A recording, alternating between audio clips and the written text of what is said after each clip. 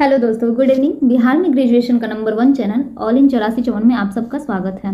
हर साल की भांति इस साल भी आपकी तैयारी को और बेहतर बनाने के लिए हमारी टीम द्वारा हिस्ट्री MIC यूनिट 1 का सभी इंपॉर्टेंट प्रश्न आप लोगों के लिए तैयार किया गया है। यह 2023-27 के लिए है, ठीक है, और आने वाले साल के लिए भी है, जो कि फर्स्ट सेमेस्टर में बढ़ रहे हैं, ठीक है। ये सभी कॉलेज यूनिवर्सिटी के लिए, बिहार के जितने भी कॉलेज यूनिवर्सिटी हैं सभी के लिए इम्पोर्टेंट है, ठीक। चलिए, ये नई शिक्षा नीति के तहत बना हुआ जो नियम है लागू हुआ है अब सेमेस्टर वाइज, उसी हिसाब पे ये है, ठीक है। बढ़ते अपने वीडियो की तरफ। हमारा पहला क्वेश्चन है, भारत की प्राचीन विशेषताओं का परिचय प्रस्तुत करें। भारत की प्राचीनता एवं विकास का संक्षिप्त में वर्णन करें, ठीक है। यानी कि पूछ रहा है भारतवर्ष की प्राचीन विशेषताओं का परिचय देना है, यानी कि उसकी भारतवर्ष जो है उसकी क्या प्राचीनता, प्राचीन में क्या विशेषताएं रही हैं, वो प्राचीन से अभी तक का सफ़र कैसा रहा, क्या है ना, ये सब चीज़ों के बारे में पूछ रहा है। तो आइए इसका आंसर जानते हैं। भारतवर्ष की प्राचीन विशेषताएं एवं प्राचीनता एवं विकास का वर्णन। सबसे पहले हम लोग क्वेश्चन लिखेंगे, ठीक है। तो आंसर देवेंगे, क्वेश्चन का आंसर देवेंगे कि हाँ इतना नंबर क्वेश्चन है, उसका आंसर ये है। अगर अथवा में है तो अथवा दे के लिखेंगे, अथवा जैसे 1 नंबर क्वेश्चन है तो 1 नंबर का अथवा का आंसर दे रहे हैं, उसमें भी 2 क्वेश्चन देता है तो 2 क्वेश्चन में से 1 ही का जवाब देना होता है, तो ऐसे करके लिखेंगे, ठीक है। और सबसे पहले हम हेडिंग लिखेंगे ब्लैक पेन से, जैसे यहाँ पे लिखा गया है, ठीक है। और उसके बाद ये बिंदु दे देंगे, उसके बाद नीचे से लिखना शुरू करेंगे, उसको डिस्क्राइब करेंगे, ठीक है। चलिए बन जानते हैं। भारतवर्ष की प्राचीन विशेषताएं एवं प्राचीनता एवं विकास का उसका वर्णन, ठीक है। भारत प्राचीन समय से देश का नाम आर्यवर्त प्रसिद्ध था। मनु ने इस देश को आर्यवर्त लिखा है। इसकी सीमाएं बताई हैं, पूर्व में पूर्व समुद्र और पश्चिम में पश्चिमी समुद्र। विष्णु पुराण में इसे देश को भारत कहा गया है, ठीक है। विष्णु पुराण में इस देश को क्या कहा गया है? भारत। ये ऑब्जेक्टिव के लिए भी इम्पोर्टेंट है, ठीक है। यह समुद्र के उत्तर में है तथा हिमालय के दक्षिण में इसका विस्तार समुद्र तक है। इससे स्पष्ट है कि भारतवर्ष के उत्तर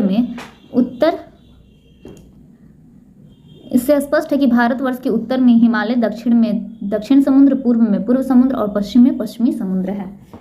चलिए ठीक है, अब हम लोग जानते हैं कैसे कैसे क्या है। इसमें दे रहा है पूर्व में पूर्व समुद्र। आइए इसको मैप के द्वारा हम लोग जानते हैं। नीचे हमारा मैप है जो कि क्वेश्चन नंबर देखिए यहाँ पे है, ठीक है। इसमें क्या बोल रहा है कि भारत का विस्तार बता रहा है कि हाँ भारत में क्या क्या है, किधर किधर कौन कौन सा चीज़ है, ठीक है। चलिए यहाँ पे आप देख सकते हैं, यहाँ पे उत्तर में क्या है? हिमालय है, ये सब सारा हिमालय हो गया, हिमालय की पर्वत श्रेणियाँ हो गई। तो क्या कह रहा है? उत्तर में हिमालय हो गया। दक्षिण में क्या कह रहा है? समुद्र हो गया, है ना। फिर इधर क्या हो गया? इधर पूरब में क्या हो गया? बंगाल की खाड़ी, यानी कि इधर भी समुद्र हो गया, पश्चिम में भी समुद्र हो गया, ठीक है। यानी कि अगर हम इसका विश्लेषण करें तो भारतवर्ष के उत्तर में हिमालय है, दक्षिण में हिंद महासागर है, ठीक है, पूर्व में है बंगाल की खाड़ी और पश्चिम में क्या है? अरब सागर, ठीक है। तो वही चीज़ वहाँ पे डिस्क्राइब किया गया है, ठीक है। उसका लोकेशन तो पता चल गया कि हाँ इधर यहाँ पे अगर हम लोग जाएंगे तो ये चीज़ जैसे हिंद महासागर के दक्षिण में जाएंगे तो हमें भारतवर्ष दिखेगा, है ना। तो इस तरह से लोग मैप इसका जान गए। अब चलते हैं कि बहुत सारे लोग आए, बहुत सारे अपना अपना ये दिए, मत दिए कि हाँ भारतवर्ष ऐसे है, भारतवर्ष क्या है क्या नहीं है, उनका भी मत कुछ जान लेते हैं। तो सबसे पहले जानेंगे चीनी यात्री ह्वेनसांग का, ठीक है। चीनी यात्री ह्वेनसांग का कथन है कि भारत के उत्तर में हिम आच्छादित पर्वत शिखर है तथा यह 3 ओर से समुद्र से घिरा हुआ है। देखो यहाँ पे देखिए क्या कह रहा है, पूरब में 3 ओर से, देखिए यहाँ पे सब पहाड़ हैं, ठीक है, यहाँ पे सब पहाड़ हैं अगर, तो ये सब हिम आच्छादित होता है, ठीक है। यह क्या है? 3 ओर से घिरा हुआ है। हमने बताया है अभी कि यह समुद्र से क्या है? 3 ओर से, इधर भी आपका समुद्र है, इधर भी समुद्र है, इधर भी समुद्र है और इधर भी समुद्र है, यानी कि 3 तरफ से क्या है? भारतवर्ष समुद्र से घिरा हुआ है, ठीक है। समझ में आ गया? चलिए बढ़ते हैं अगला पॉइंट। यह प्राकृतिक दृष्टि से भारतवर्ष की सीमाएं अत्यधिक सुंदर और स्वाभाविक है। भारत के दक्षिण में हिंद महासागर, पश्चिम में अरब सागर और पूर्व में बंगाल की खाड़ी इसकी सीमाएं बनाती हैं। ये पहले ही हम बता चुके हैं। ये प्राकृतिक सीमाएं इसको एक भौगोलिक इकाई प्रदान करती हैं। चलिए एक बार और बता देते हैं, ठीक है। मैप में आते हैं, ठीक है। यहाँ पे देखिए क्या कह रहा है कि इसके तीन ओर क्या है, समुद्र है, इधर भी समुद्र है, इधर भी समुद्र है, इधर भी समुद्र, यानी कि इधर पूर्व की तरफ बंगाल की खाड़ी, पश्चिम की तरफ अरब सागर, दक्षिण की तरफ क्या है हिंद महासागर, ठीक है। और इधर क्या है आपका हिमालय हो गया, ये सब क्या है, ये हिमालय पर्वत हो गया, ठीक है। तो इस तरह होता है। और सबसे पहले आप जान लें कि देखिए अब हम बताए जा रहे हैं और किसी बच्चा को दिशा का ही ज्ञान नहीं है कि ऊपर वाले को क्या कहते हैं, नीचे वाले को क्या कहते हैं, साइड वाले को क्या कहते हैं। तो दिशा ऐसे होता है, हम बता दें पहले आपको कि ये हो गया आपका, ये हो गया पश्चिम हो गया, ये हो गया पूर्व, ये हो गया दक्षिण उत्तर और ये हो गया क्या, दक्षिण। मैप में जब भी देखते हैं तो ऊपर वाले को क्या कहते हैं, उत्तर कहते हैं। हम लोग इसको ट्रिक से भी याद कर सकते हैं। तो ऊपर वाले को क्या कहते हैं, उत्तर। और इधर सबको ही जानता है कि हमारा सबसे करीबी और सबसे बड़ा प्रतिद्वंदी पाकिस्तान है। तो क्या है, पश्चिम में क्या हो गया, अब हमारा पाकिस्तान हो गया, ठीक है। यहाँ पे पाकिस्तान यानी कि पश्चिम में पाकिस्तान। इधर पूर्व में क्या है, इधर पूर्व में हमारा अरुणाचल प्रदेश वगैरह, मिजोरम, ये सब गणगुटोक, मिजोरम, मणिपुर, ये सब हो जाता है। और दक्षिण में क्या है, ये श्रीलंका है, ठीक है। तो ऐसे भी याद रख सकते हैं कि क्या है, ऊपर से उससे ऊपर उससे उत्तर, यानी कि उत्तर हिमालय हो जाएगा, उत्तर में क्या हो जाएगा, हिमालय वगैरह ये सब हो जाएगा। ऐसे दिशा को आप याद कर सकते हैं। यहाँ ऊपर की तरफ क्या होता है, उत्तर होता है, नीचे की तरफ दक्षिण होता है, इधर पश्चिम होता है, इधर पूर्व होता है, ठीक है। चलिए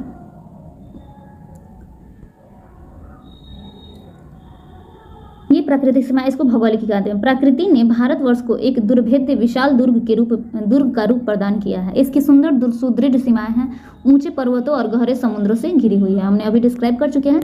चलिए अब अगला देखते हैं। प्राकृतिक विशेषताओं के आधार पर भारत भूमि को 4 भागों में विभक्त किया जा सकता है। यानी कि प्राकृतिक विशेषताओं के आधार पर भारत की भूमि को कितने वर्गों में विभक्त किया जा सकता है, तो 4 भागों में। सबसे पहले हम लोग देखते हैं सीमांतों का पर्वतीय प्रदेश, ठीक है, उत्तरी भारत का मैदान, विंध्य पर्वत की मेखला और मध्य भारत की पठारी प्रदेश और दक्षिण भारत, ठीक है। इसको 4 भागों में विभक्त किया गया था। सबसे पहले जानते हैं हम इसके बारे में।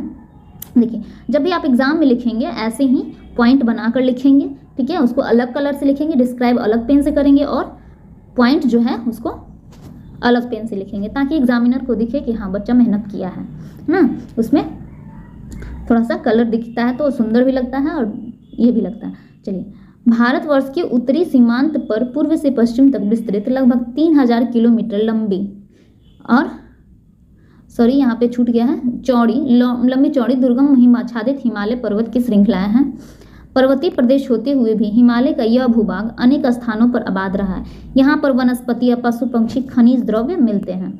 देखिए इसका अर्थ क्या है, कहने का अर्थ भारतवर्ष के उत्तरी सीमांत पर पूर्व एवं पश्चिम तक विस्तृत, यानी कि देखिए अभी हम बताया ना कि पूर्व से पश्चिम, इधर यहाँ से किधर हो गई, यहाँ से यहाँ तक, यहाँ से यहाँ तक होगा, ऐसा ना। तो इसके लंबाई चौड़ाई बताना है, ठीक है, कि इतना विस्तृत है, ठीक है, लगभग में बता सकते हैं। नहीं भी बताएंगे तो कोई दिक्कत नहीं है, उतना डिस्क्राइब करने की जरूरत भी नहीं है, ठीक है।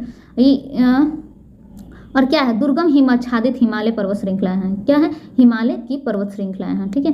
तो इसको देखिए इधर क्या है, इधर हिमाच्छादित क्या है, दुर्गम पर्वत श्रृंखलाएं हैं, ये सब पर्वत श्रृंखलाएं हैं। तो इसी के बारे में बताना है। आप सबसे पहले इस मैप को आप अच्छी तरह से भली भांति देख लीजिए, समझ लीजिए, ठीक है। उसके बाद आप एकदम आराम से लिख सकते हैं इस क्वेश्चन के आंसर को, हैं, ठीक है।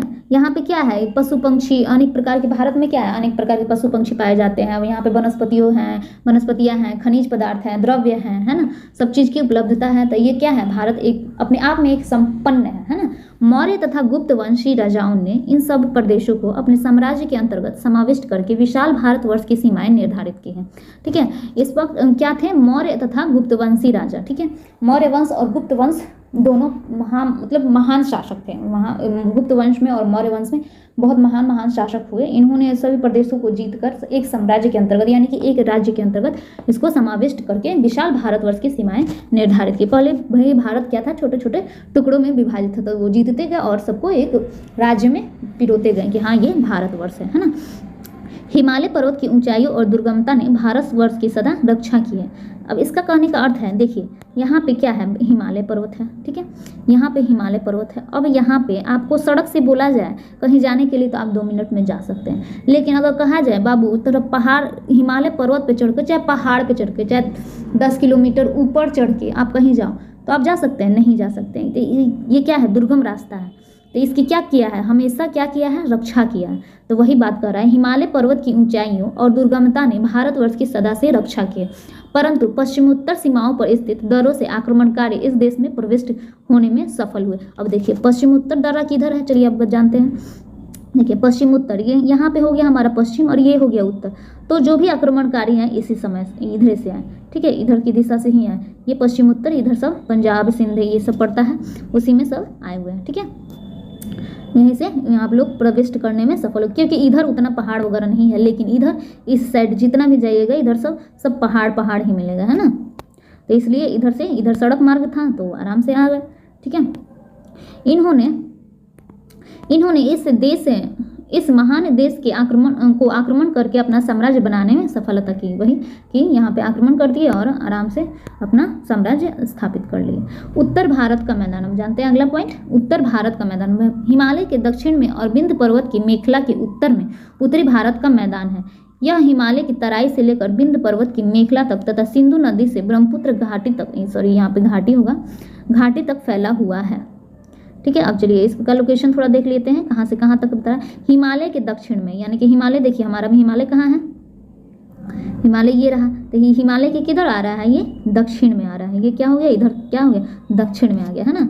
तो हिमालय के दक्षिण में और विंध्य पर्वत मेखला के उत्तर में, यहाँ पे क्या है, विंध्याचल पर्वत है। ये बीच में जो है यहाँ पे विंध्याचल पर्वत है, जो भारतवर्ष को 2 भागों में विभाजित करती है।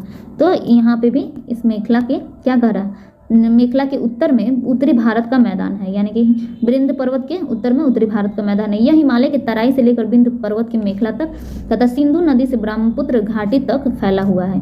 यानी कि इधर क्या बहती है, इधर सिंधु घाटी बहती है, सिंधु नदी बहती है, सॉरी इधर क्या होता है, सिंधु नदी बहती है, सॉरी इधर सिंधु नदी बहती है और इधर क्या ब्रह्मपुत्र वगैरह बहता है सब, ठीक है।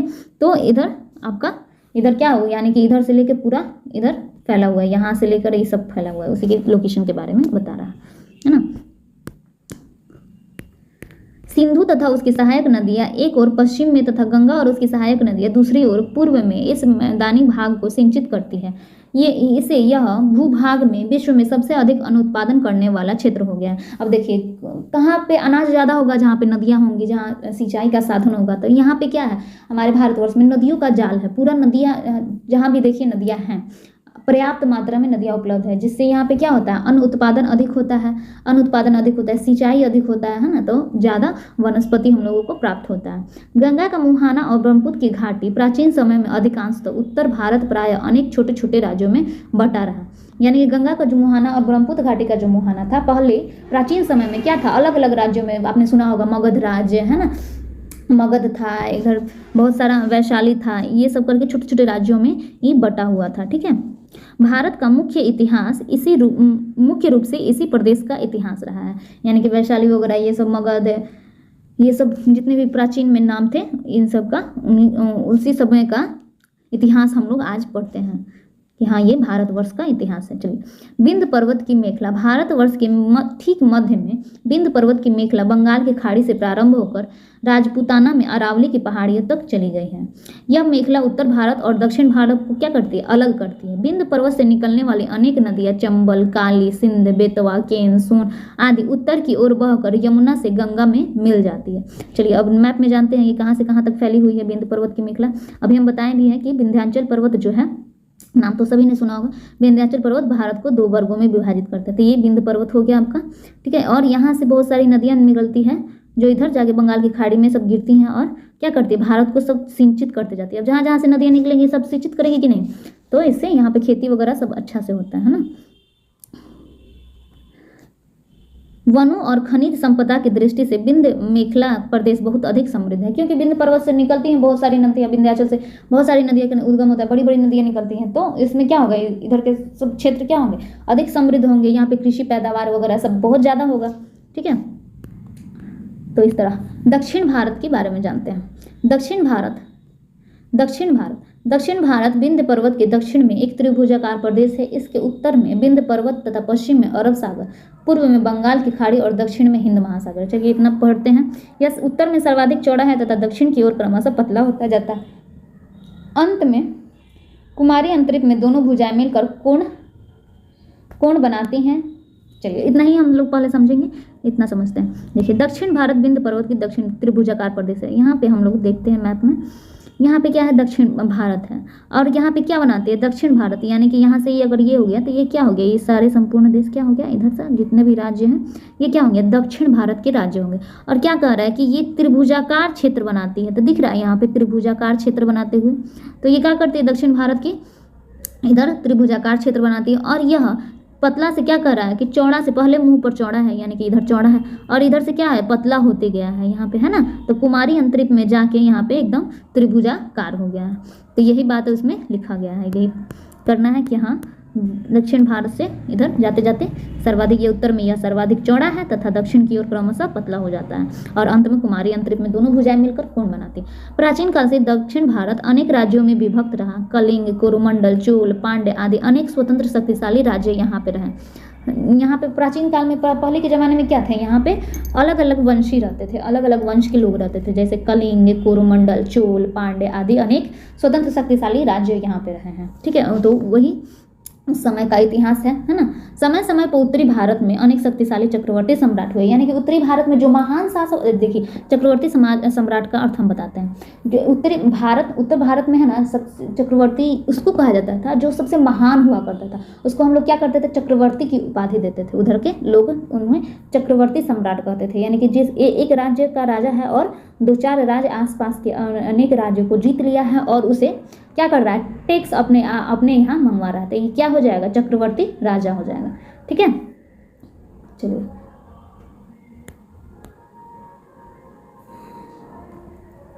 भारत को जीतकर संपूर्ण भारतवर्ष को एक शासन सूत्र के अंतर्गत लाने का इन्होंने प्रयास किया, यानी कि चारों तरफ से जितने भी छोटे छोटे राज्य थे उनको सब जीतकर अपने एक राज्य में इन्होंने क्या किया, लाने का।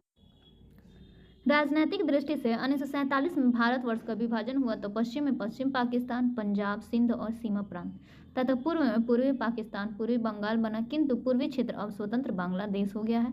तथापि प्राचीन समय से ही यह सारी भारत भूमि एक ही थी। कहने का अर्थ यह है, ये देखिए भारतवर्ष का जब 1947 में विभाजन हुआ तब उस समय पाकिस्तान एक पूर्वी पाकिस्तान बना। तो चलिए मैप के द्वारा समझते हैं। ठीक है, यहाँ पे हो गया मैप हमारा। देखिए जब भारत हमारा स्वतंत्र हुआ था उस वक्त, तो यहाँ पे एक पश्चिमी पाकिस्तान बना हुआ था और यहाँ पे एक पूर्वी पाकिस्तान बना हुआ था, जो कि अब बांग्लादेश के नाम से जाना जाता है। ठीक है, अब यहाँ पे बात ये थी कि यहाँ के लोग, पाकिस्तान तो यहाँ के लोगों को ध्यान देता था लेकिन यहाँ के लोगों को ध्यान नहीं देता था, और संसाधन वगैरह ले जाने में इतनी दूरी उसको हमेशा तय करनी होती थी। यहाँ पे सैनिक व्यवस्था ये सब भी चीज़ कमज़ोर था, इसलिए अब बांग्लादेश क्या हो गया, अपने आप मतलब स्वतंत्र हो गया। वो पाकिस्तान की अधीनता को छोड़ दिया और अब स्वतंत्र पूर्वक, ना भारत में है वो न और ना ही पाकिस्तान में, अब स्वतंत्र बांग्लादेश बना हुआ है। और ये हमारा भारत में जो पश्चिम बंगाल है ये हमारा भारत में है। तो बहुत कम लोग ही जानते हैं कि बांग्लादेश पहले पाकिस्तान का ही हिस्सा था। ठीक है, पाकिस्तान को 2 भागों में बांटा गया था, पाकिस्तान को 2 जगह ज़मीन मिली हुई थी, बांग्लादेश और एक पाकिस्तान। ठीक है, तो वही चीज़ कहा जाता है। तो हालांकि कुल मिला के हमारे भारतवर्ष का पूरा यही है कि अभी वर्तमान में यही हमारा भारतवर्ष है। ठीक है, ये जो कलरफुल ये नेपाल वगैरह नहीं है, यहाँ से यहाँ तक। ठीक है, इस प्रकार ये क्वेश्चन समाप्त होता है कि कुल मिलाकर भारतवर्ष का इतिहास काफ़ी समृद्ध रहा है, गौरवपूर्ण रहा है और अच्छा रहा है, और सभी प्राचीन समय से ही यह सारी भारत भूमि क्या है, एक ही थी और आगे भी रहेगी, हो सकता है और बढ़ जाए। ठीक है, चलिए अगला क्वेश्चन देखते हैं।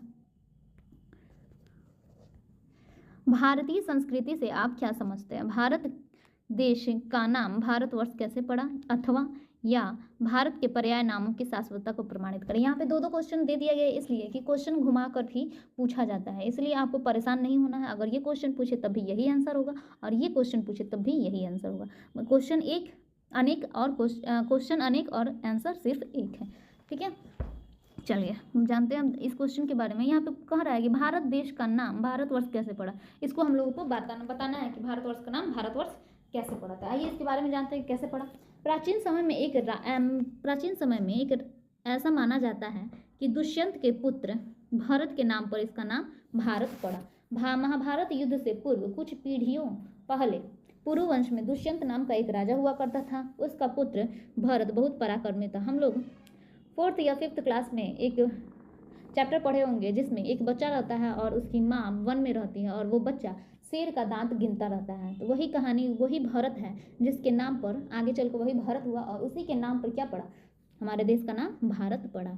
ठीक है, सारे आर्यवर्त को जीत कर उसने चक्रवर्ती साम्राज्य की स्थापना की। हम पहले क्वेश्चन में बता दिए थे कि चक्रवर्ती साम्राज्य किसे कहते हैं, चक्रवर्ती राजा किसे कहते हैं, यानी कि चक्रवर्ती राजा के द्वारा स्थापित किया गया साम्राज्य चक्रवर्ती साम्राज्य कहलाता है, की स्थापना की। उसके नाम से ही इस देश का नाम भारतवर्ष प्रसिद्ध हुआ। ठीक है, उन्हीं के नाम पर हमारे देश का नाम क्या हुआ, भारतवर्ष। इसने देश के निवासियों को भारतीय या भारतीय कहलाने का स्वभाव हुआ, यानी कि सौभाग्य प्रदान हुआ। हम लोगों को क्या, इनके देश के हम लोग निवासी हुए, तो निवासी हुए तो हम लोग क्या कहलाएंगे, भारतीय या भारतीय कहलाएंगे। ठीक है, ब्राह्मण ग्रंथों में भारत के चक्रवर्ती साम्राज्य का उल्लेख है, भारत के चक्रवर्ती साम्राज्य का उल्लेख है। देखिए उनका उल्लेख किस में है, ब्राह्मण ग्रंथ में भी भारत के चक्रवर्ती साम्राज्य होने का उल्लेख किया गया है। उसके कारण एक वंशज भारतीय कहलाए, उनके वंशज उसके वंशज भारतीय कहलाए तथा इस देश का नाम भारतवर्ष कहलाया। ठीक है, अब जैन मतानुसार ग्रंथों के अनुसार देखिए भारतवर्ष किसके नाम पे पड़ा, अब इसके बारे में जानते हैं। जैन ग्रंथों के प्रथम तीर्थकर ऋषभ देव के ज्येष्ठ पुत्र भरत हुए। ठीक है, उनका जैन ग्रंथों के वालों को कहना है कि हमारे जो प्रथम तीर्थकर ऋषभ देव हुए उनके ज्येष्ठ पुत्र का नाम भरत हुआ, यानी कि और वे बहुत प्रतापी तथा प्रजावत्सल राजा थे, उनके कारण देश का नाम क्या हुआ, भारतवर्ष हुआ। जैन ग्रंथों के अनुसार ये कह रहे हैं कि जो पार्षद ऋषभ देव थे उन्हीं के ज्येष्ठ पुत्र थे भारत, और वो बहुत अच्छे राजा थे, प्रजावत्सल थे, प्रतापी थे, इसलिए उनका नाम, उनके देश का नाम क्या हुआ, भारत पड़ा। विष्णु पुराण के अनुसार देखते कैसे पड़ा, विष्णु पुराण के अनुसार समुद्र के उत्तर में तथा हिमालय के दक्षिण में स्थित देश का नाम भारत। समुद्र के क्या है, उत्तर में, यानी कि इधर जो हिमालय है, मान लीजिए यहाँ पे हिमालय और यहाँ पे समुद्र है, तो इसी के बीच में ना है हमारा भारत, है ना, ऐसे, सॉरी, इसी के बीच में हमारा भारत है। ठीक है, तो हिमालय के उत्तर दक्षिण में और समुद्र के उत्तर में जो भी भूभाग स्थित है वही उसी को हम लोग भारत कहते हैं। ठीक है, पहले तो मैप हुआ नहीं करता था, तो इसमें लोकेशन बता दिया गया है एग्जैक्ट कि हाँ यहाँ पे दक्षिण में जो हिमालय के उत्तर में जो भी देश होगा और दक्षिण समुद्र के दक्षिण में जो होगा, उत्तर में जो होगा वही देश भारत कहलाएगा। ठीक है, कहा जा सकता है। चलिए अगले क्वेश्चन में आ गए। ठीक, विष्णु पुराण हो गया। अब भारतवर्ष से बाहर भी लोग आए हुए थे, उनके अनुसार भी क्या है ये इसके बारे में जानते हैं। भारतवर्ष से बाहर के देश में भारतीय संस्कृति को हिंदू संस्कृति या इंडियन कल्चर के नाम से जाना जाता है। वर्तमान समय में भारतवर्ष में भी यह नाम बहुत प्रसिद्ध है, यानी कि हम लोग इंडियन कल्चर के नाम से भी हम लोगों को जाना जाता है। यहाँ के लोग जो संस्कृति है उसको हिंदू संस्कृति भी है यहाँ, क्योंकि यहाँ पे ज़्यादा जनसंख्या क्या है, हिंदू है, तो इसलिए यहाँ पे हिंदू संस्कृति के भी नाम से अगर बाहरी कोई जानता है तो जाना जाता है कि हाँ इंडिया को ही हिंदू संस्कृति का देश कहते हैं। ठीक है, ईरानियों के द्वारा दिया गया नाम। अब देखिए ईरानियों के द्वारा कैसे नाम दिया गया है इसके बारे में हम जानते हैं। ठीक है, एकदम पोस्टमार्टम करके पढ़ना है। ठीक है, घबराना नहीं है। ठीक है, अपने जीवन के लिए 1 घंटा निकालिए, 1.5 घंटा निकालिए, एक चैप्टर 1 घंटा 1.5 घंटा की वीडियो में, ज़्यादा से ज़्यादा होगा तो 1.5 घंटा होगा, 1.5 घंटा की वीडियो में सारे चैप्टर मतलब एक चैप्टर आपका खत्म हो जाएगा, पूरा चैप्टर का सारे इंपॉर्टेंट प्रश्न, आपको कहीं पढ़ने की ज़रूरत नहीं है। हालांकि इसका PDF भी दे दिया जाएगा, आप वीडियो को 1-2 बार देख लीजिएगा और उसके बाद PDF पढ़िएगा तो आसानी से समझ में भी आ जाएगा और याद भी हो जाएगा। और वैसे बच्चे तो के लिए तो भारी है ही, ज़्यादा लगेगा जो खाली शॉर्ट देखते हैं, शॉर्ट देखने में अपना समय बर्बाद करते हैं। तो कृपया शॉर्ट ना देखते हुए अपने जीवन के बारे में सोचें, क्योंकि एग्जाम नज़दीक है। ठीक है, तो पढ़ाई पे भी थोड़ा ध्यान दे दीजिए। आप 1-1.5 घंटा शॉर्ट देख लेते हो, लेकिन 1 घंटा का पढ़ाई वाला वीडियो नहीं देख सकते हैं। तो ये सब चीज़ कमियाँ हैं आप में, उसको आप दूर कीजिए। ठीक है, अब ईरानी के द्वारा कैसे दिया गया नाम आइए जानते हैं। भारत के प्राचीन समय में भारतवर्ष में जो भी जातियाँ आईं, जो भी आक्रमण हुए, उनका मार्ग पश्चिमोत्तर भारत की दिशा से रहा, यानी कि किधर से रहा, पहले भी वीडियो में बता चुके थे कि पश्चिमोत्तर यहाँ पे इधर से। ठीक है,